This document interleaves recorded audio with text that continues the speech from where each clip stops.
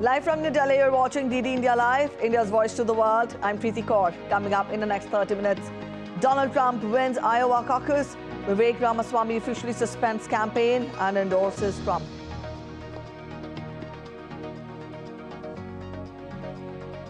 Seven-day rituals for consecration of Ram Temple in India's Ayodhya begins today. Rituals to culminate on January 22nd with the grand ceremony. Argentina Lionel Messi wins the Best FIFA Men's Player Award for second successive year. Spanish Aitana Bonmati wins Best Women's Player Award.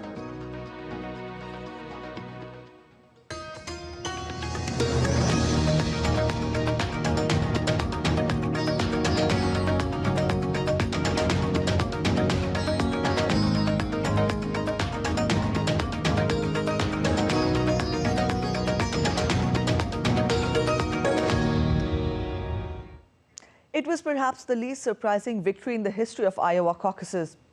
Donald Trump romped to a lightning-quick victory in the first contest in the Republican race for a presidential nominee. Braving frigid cold, his supporters turned out to cement his status as the presumptive Republican standard-bearer to challenge President Joe Biden in November's election. For the first time since he lost his 2020 re-election bid, the former U.S. president, who is being prosecuted in 4 criminal cases, faced the voters. Florida Governor Ron DeSantis stands second in the race, while former UN Ambassador Nikki Haley finishes third in Iowa. And speaking from his campaign headquarters in Iowa, Trump thanked his supporters, saying that this is the time now for everyone, for our country to come together. DD India correspondent William Denslow tells us more. Weather here in Iowa is absolutely freezing. If you take into account the wind chill, it's down currently at around minus 30 degrees Celsius. But support for Donald Trump remains red hot amongst Republican voters here in the Hawkeye state. Less than 5% of caucus votes have been tallied, but already major US media outlets are projecting the former president as the winner here in Iowa. Well, I want to thank everybody. This has been some period of time, and most importantly, we want to thank the great people of Iowa. Thank you. We love you all. What a turnout, what a crowd. And I really think this is time now for everybody, our country, to come together. We want to come together, whether it's Republican or Democrat or liberal or conservative. It would be so nice if we could come together and straighten out the world and straighten out the problems and straighten out all of the death and destruction that we're witnessing. It's practically never been like this. It's just so important, and I want to make that a very big part of our message. We're going to come together. It's going to happen soon, too. It's going to happen soon. The real question still to be decided is who comes second, former UN Ambassador Nikki Haley or Florida Governor Ron DeSantis. When it comes to the significance of Iowa, well, it only accounts for around a couple of % of the total delegates needed to become the Republican Party's nominee to be president. But it's all about this keyword, momentum. It is a long campaign with the candidates crisscrossing the nation to decide who will ultimately be the party's candidate. But this is a very strong first step from Donald Trump. Strength of the former president, that brand recognition, of course, that he has. And he's really been running this campaign almost like an incumbent. He's been avoiding the debates from the other Republican hopefuls, really sending a message that he is the rightful heir apparent to be the next Republican presidential nominee, and letting the other candidates really battle it out in the sandbox. So what we're seeing from voters in Iowa is they're very much adhering to that confidence that Donald Trump has been portraying. For Ron DeSantis, this is an incredibly significant state for him to perform well in. Unlike some other candidates, he has been to each of the 99 counties in the state of Iowa. He's attended more campaign events than Nikki Haley and Donald Trump combined. So he's put plenty of eggs in the Iowa basket. So for many analysts, a disappointing night here in Iowa could be a huge setback for his campaign. Let's listen into some of the reactions from Iowa residents supporting Trump. I can't I can't divorce myself from Trump. I mean, his qualifications and his performance over the last term that he had, and the persecution that he's put himself through, or they've put him through, is just unreal. 4 years or 6 years, it'd be 8 years ago now when he took over. He made significant changes in what went on. I don't think there's another person running that is strong enough to fight the establishment and to get things done. Trump, because I know we both feel the same, and he's done an awesome job in the past, and I know he'll take care of business this time. And he's real important to us, and I think he's going to do an excellent job. I don't think there's ever been a more important time for President Trump. Our world is going to hell in a handbasket if we don't stop it. Vivek Ramaswamy, an Indian origin entrepreneur, has quit the 2024 U.S. Republican presidential campaign hours after suffering a heavy defeat in the Iowa caucus. Ramaswamy finished fourth in the race, mustering only 8% of the votes. He endorsed frontrunner Donald Trump for another term at the White House. Ramaswamy was one of the surprises of the 2024 Republican race, dominated by former President Trump. U.S. Vice President Kamala Harris warned Americans on Monday that their freedom is threatened as she commemorated Martin Luther King Jr. Day in the early voting state of South Carolina. Harris urged voters to help protect Americans' rights from Republicans. U.S. Vice President Kamala Harris said that freedom is in the country is under profound threat, citing the Supreme Court's overturning of Roe versus Wade, long lines for voting, and the prevalence of gun violence. Well, as Vice President of the United States, I'd say at this moment in America, freedom is under profound threat. Today, in fact, we are witnessing a full-on attack on hard-fought, hard-won freedoms.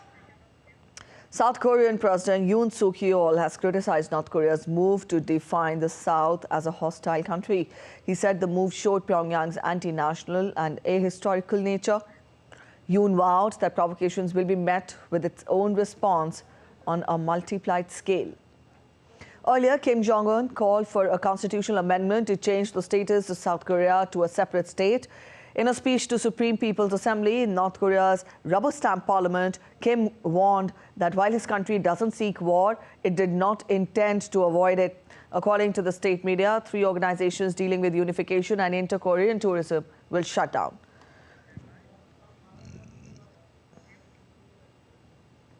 Earlier, South Korea, the United States and Japan, in a call on Monday, condemned North Korea's launch of a solid-fuel intermediate-range ballistic missile a day earlier. According to the State Department release, the 3 sides underscored that such actions are dangerous, irresponsible, and destabilizing to regional and international security. It added that the missile launch violated multiple UN Security Council resolutions. Pyongyang fired the solid-fuel intermediate-range ballistic missile on Sunday.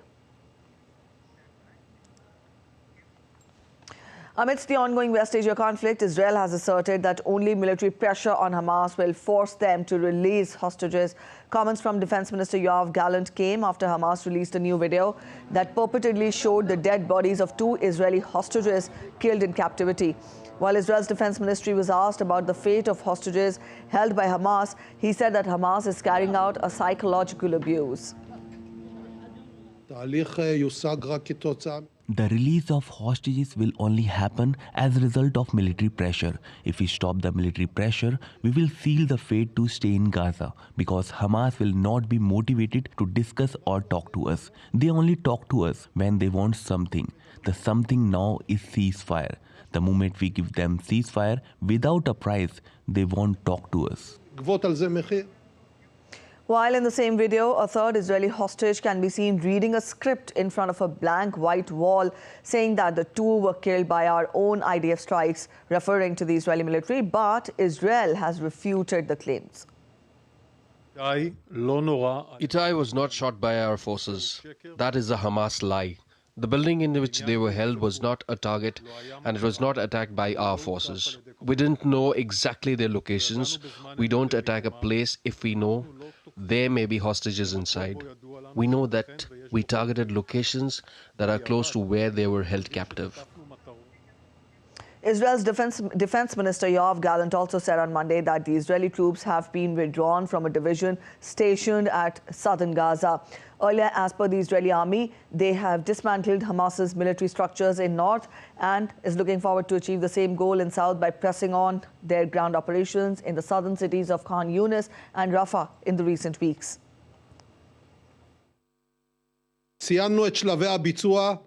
We have completed the implementation stages and we have moved on to the intensive stage that lasted for 3 months. This stage in the north of Gaza Strip has ended. In the south of the Strip, we will continue and it will end soon. In both areas, we will reach a moment that we will move to the next stages. Iran's armed forces, Islamic Revolutionary Guard Corps, struck spy headquarters of Israel in Iraq's semi-autonomous Kurdistan region and Syria with ballistic missiles. The US has condemned the Iranian attacks and said that they oppose such reckless missile strikes. Now, as per Iran, these attacks are revenge for the killing of 3 members of the Guards in Syria due to an Israeli airstrike last month. The strikes come after West Asia conflict primarily between Israel and Hamas rages on, with Iran's allies from Lebanon, Syria, Iraq and Yemen also joining hands against Israel. Iran has vowed for more such attacks. External Affairs Minister Dr. S. Shanker, who is on a visit to Iran, raised concern during his meetings regarding the increasing number of attacks on merchant ships in the Red Sea zone by Tehran-backed Yemen Houthis, terming the attacks on ships in the vicinity of India as a matter of grave concern to the international community. The minister said that such threats have a direct bearing on India's energy and economic interest, as he underlined that this fraught situation is not to the benefit of any party. As you are all aware, there have also been recently a perceptible increase in threats to the safety of maritime commercial traffic in this important part of the Indian Ocean. The minister also referred to it. We have even seen some attacks in the vicinity of India. This is a matter of grave concern to the international community. Obviously, it also has a direct bearing on India's energy and economic interests. This broad situation is not to the benefit of any party, and this must be clearly recognized. Meanwhile, Iranian Foreign Minister has warned the United States and Britain to stop the attack against Yemen.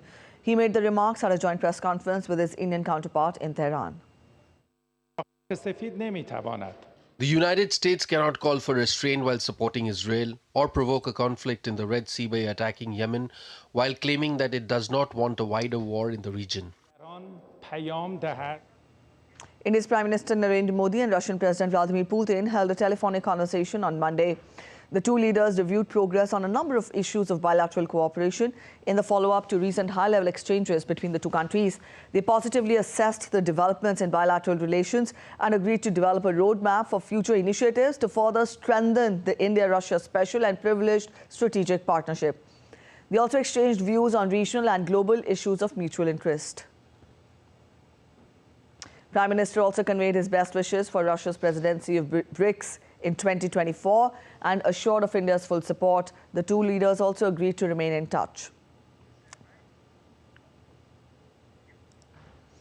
Let's get you updates regarding Ukraine now. Switzerland has agreed to host a global peace summit on Ukraine at the request of Ukrainian President Volodymyr Zelensky on Monday. The Swiss government said that Switzerland will host a summit on the peace formula at the request of President Zelensky, with planning starting on Tuesday. Meanwhile, Zelensky said that we are open to all countries that respect our sovereignty and territorial integrity at the peace summit. He also insisted the presence of Global South. Zelensky arrived in Switzerland to participate in the World Economic Forum in Davos on Monday. In the latest updates on Russia-Ukraine war, Russia claimed its armed forces had hit Ukrainian artillery systems and fuel depots on Monday, while Ukraine said that its air forces had hit Russian air defense missile systems and other targets. The Russian Defense Ministry said its army repelled multiple attacks by the Ukrainian side in Kupiansk, Krasny Liman, Donetsk and other directions and hit Ukrainian targets such as artillery systems and fuel depots. The Ukrainian forces claim to have intercepted Russian air defense forces. The General Staff of the Armed Forces of Ukraine claims to have shot down Russian aircraft in the Sea of Azov on Sunday. Guatemala's armed forces recognized President Bernardo Arevalo as their commander-in-chief during a ceremony on Monday. Leftist Bernardo Arevalo was sworn in as Guatemala's new president after the ceremony was delayed for hours by hostile lawmakers. Guatemala's new liberal president, Arevalo, faces huge obstacles to anti-graft drive. During the military ceremony, Guatemalan Defense Minister Henry Sainz asked the international community and Guatemalans to trust that the armed forces would respect democracy and peace agreements.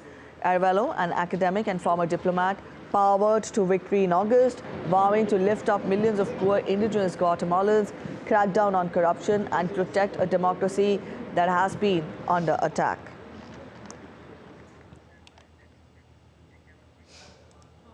All right, a quick look at other stories making it to the headlines from across the world now. 43 prisoners escaped Ecuador's jail amid continued military operations. President Daniel Noboa declared a 60-day state of emergency last week, including a nighttime curfew, and designated 22 criminal groups as terrorists. Operations will continue throughout Ecuador this week. Noboa was elected last year on pledges to restore security. The stars are out and shining brighter than ever at the 75th Emmy Awards taking place in Los Angeles. Succession takes top drama award, whereas The Bear and Beef win the best comedy series at Emmys.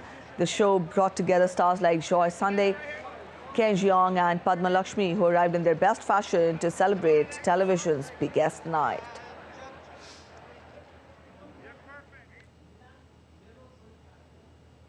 A quick break ahead, but after the break, frigid cold fails to dampen the spirits of our brave men in uniform as marching contingents rehearse ahead of India's 75th Republic Day. No snowfall in India's Queen of Hills, Shimla, leaves tourists disappointed. In women's hockey, India take on Italy in the final group match to stay on course to Paris 2024.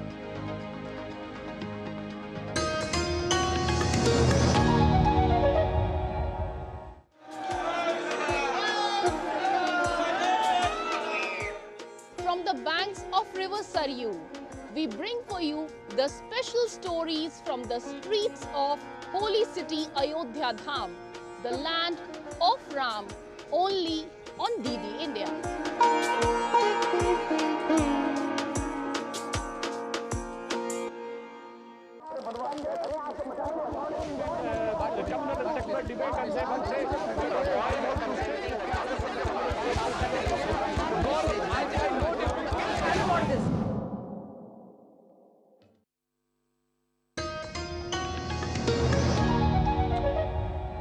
Welcome back after the break. You're watching DD India Live.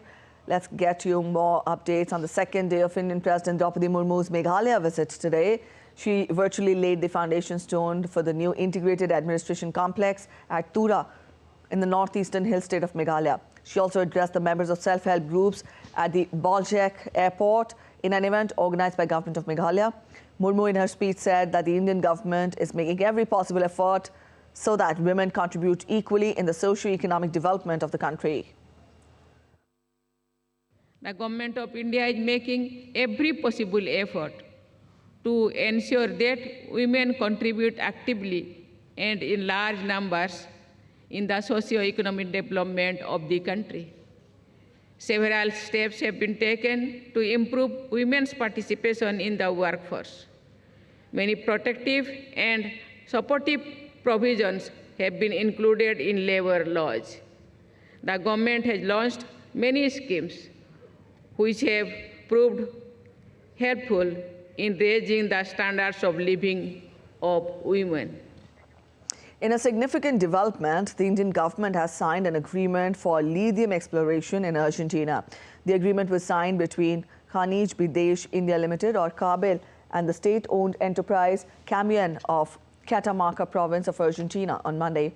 Now, this is the first ever lithium exploration and mining project by a government-owned India company. Kabil will start exploration and development of 5 lithium brine blocks covering an area of about 16,000 hectares located in the Catamarca province of Argentina. Kabil is also preparing to set up a branch office in Catamarca, Argentina for the project, the cost of which is about 2 billion rupees. Argentina is the part of lithium triangle along with Chile and Bolivia with more than half of the world's total lithium deposits.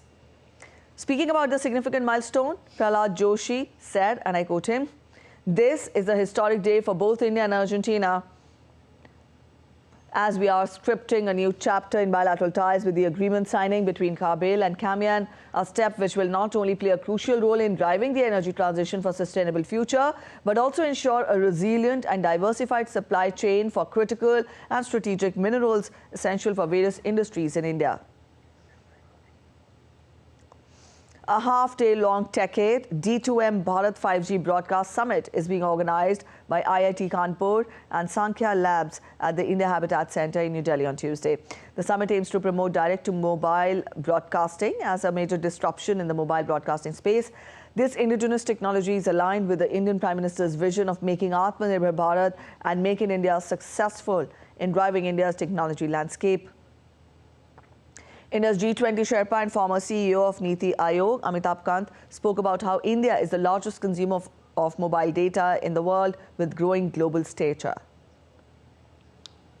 We've come a long way from 2015 when the Prime Minister, Mr. Modi, launched Digital India. When Digital India was launched, actually, India's global position was 123 in per capita data consumption. And by 2021, we had a leapfrog to become #1 in the world. So what we've done is moved from 123 to #1 in the world. And India today consumes more data, more per capita mobile data than what the US and China do together. And now we get to some special stories from Ayodhya ahead of the grand opening of the Ram Temple on 22nd of this month.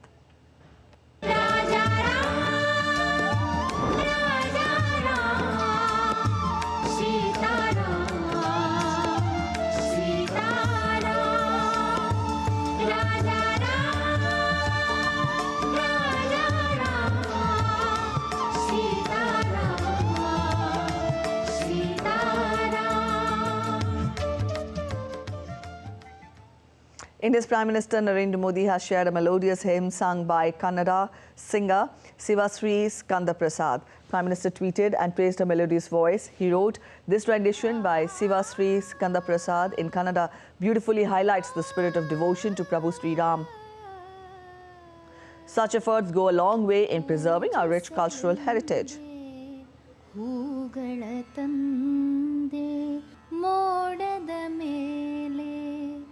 ಚಿನ್ನದ ನೀರು ಮಾಣಿಕ್ಯದಾರತಿ ಉಷೆ ತಂದಿಹಳು ತಾಮಸವೇಕಿನ್ನೋ ಸ್ವಾಮಿ ತೆರೆಯೋ ಬಾಗಿಲನು And taking forward Prime Minister Narendra Modi's Swachh Tirth Cleanliness Drive initiative, India's Defence Minister Rajnath Singh offered prayers at Hanuman Setu Temple in Lucknow and also cleaned the Hanuman Setu Temple premises.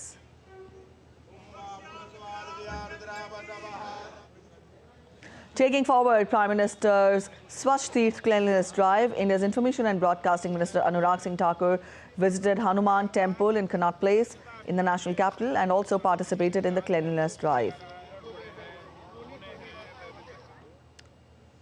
We now take a look at other stories making it to the headlines from across India now.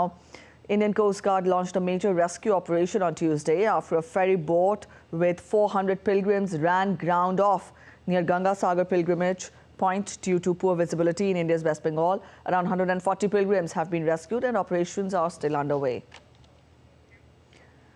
Scores of tourists were disappointed after no snowfall was received in India's Shimla and Gulmarg. Now, these areas, usually buzzing with tourists at this time of the year for skiing and other activities, has seen lack of snowfall affecting tourism industry this year. The Republic Day parade rehearsal underway at New Delhi's Kartavya Path ahead of India's 75th Republic Day. Marching contingents were seen in the early hours of Tuesday amid dense fog and cold weather conditions.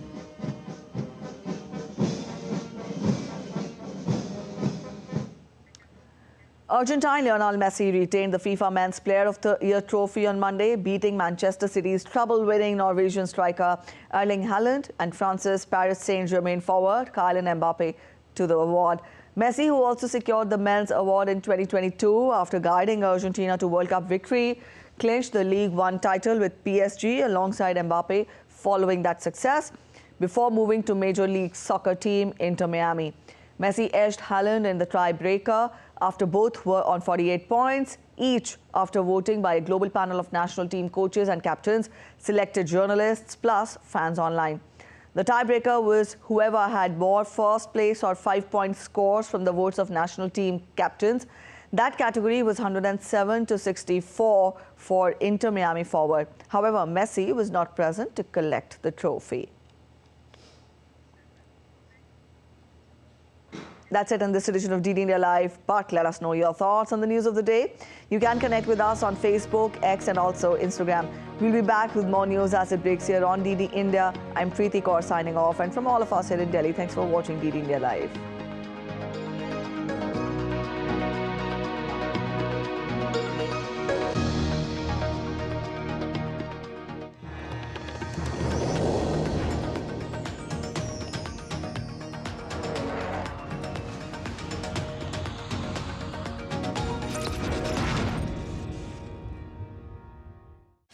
जल्दी tiffin pack करो।